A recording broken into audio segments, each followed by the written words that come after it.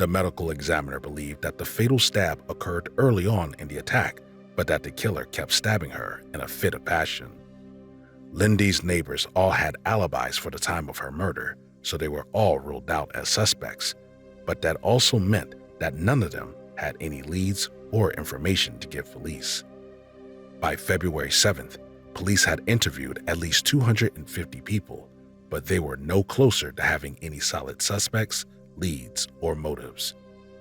Around the one-year anniversary of Lindy's death, her parents went to visit her gravesite when they found that her headstone had been vandalized.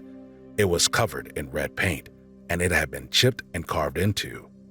It was the only gravestone in the cemetery that had been vandalized, so police believed that the incident was related to her murder. Though they investigated the incident, nothing came from it. A few weeks later, police received a 2-page anonymous letter marked urgent. The letter was written in 2 parts. The first from someone who claimed to be the killer, and the second from someone named Janice Crum, who claimed to be a friend of the killer. Police did find someone by the name of Janice Crum who lived in the area, but she was never able to be linked to the crime. FBI profiler James Fitzgerald examined the letter and believed that Lindy's killer had an explosive temper and had major life changes after the crime, such as his life seeming to fall apart or becoming more devoted to his job or religion.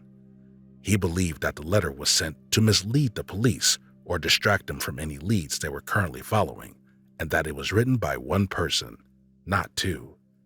He believed that the author was left-handed and either a female or a male who was struggling with his sexual orientation.